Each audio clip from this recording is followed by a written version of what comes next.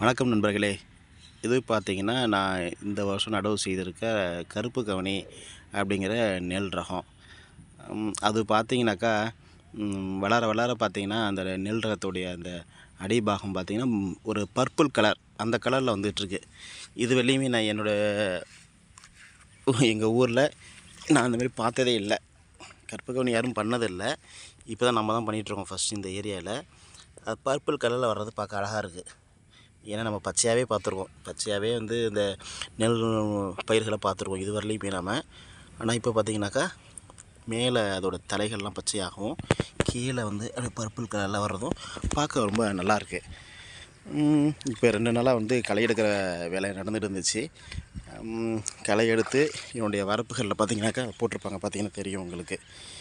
இதெல்லாம் பார்த்திங்கன்னா களைகள், ஆலக்கீரை, குதிரைவாழி இது போன்ற களைகளை எடுத்து போட்டுருக்காங்க, பரப்பில் போட்டுருக்காங்க. உள்ளுக்குள்ளே நிறைய இருந்துச்சு, எல்லாத்தையும் பிடுங்கி போட்டிருக்கோம். இந்த களைகள் இருந்ததுன்னா செடி சரியாக வளராது, தூர் வெடிக்காது அப்படின்னு சொன்னாங்க. அதனால் நான் ஆளுங்களை வச்சு இதை எடுத்து போட்டிருக்கேன், பாருங்கள்.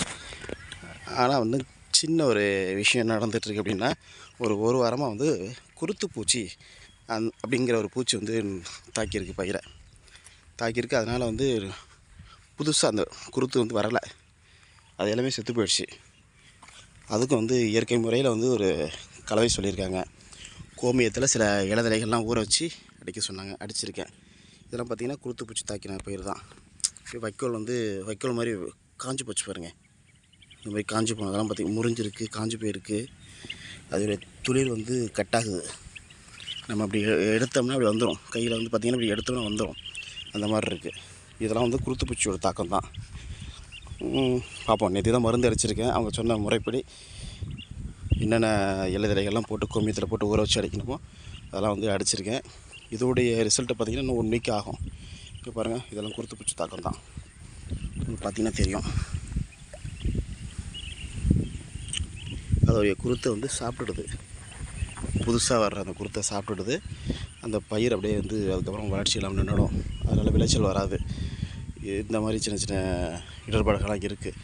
இயற்கை விவசாயம்னு சொல்கிறோம், முழுக்க ரசாயனமே இல்லாமல் இயற்கை விவசாயம் செய்யும்போது இந்த மாதிரி பிரச்சனைகள்லாம் நம்ம சந்திக்கிற மாதிரி இருக்குது. இதே ரசாயனமாக இருந்தால் டக்குன்னு பூச்சிக்கொல்லி மருந்தை வாங்கி அடித்தோம்னா மறுநாளே அந்த பூச்சியெல்லாம் செத்து தண்ணியில் மிதக்கிறது தெரியும். தண்ணியில் பார்த்திங்கனாக்கா அப்படியே மிதந்துட்டுருக்கோம் மறுநாளே. அது ரசாயன பூச்சிக்கொல்லிகளில் அது மாதிரி உண்டு, ரொம்ப பவர்ஃபுல்லாக இருக்குது. அது பார்த்திங்கன்னா உடனே சாகும். ஆனால் இயற்கை முறைப்படி செய்யும்போது அந்தளவுக்கு பவர் இருக்கா என்னன்னு தெரியாது. ஆனால் பூச்சி சாகாது, விரட்டி விட. அதாவது அந்த பூச்சி விரட்ட தான் முடியுமே ஒழிஞ்சு நம்ம கொல்றது கிடையாது. இயற்கை முறையில் பார்த்திங்கனாக்கா பூச்சியை விரட்டி தான் விடலாம் வயலை விட்டு, அதை நம்ம கொல்ல மாட்டோம். இதுதான் நடக்கும். நமக்கு ஏதோ ஓகே, அது விரட்டி விட்டாலும் பிரச்சனை கிடையாது தான், நமக்கு வயலில் இல்லாமல் இருந்தால் சரி அப்படின்றனால ஓகே. இந்த வருஷம் பார்த்திங்கனாக்கா யூரியா போடலை, பொட்டாஷ் போடலை, டிஏபி போடலை.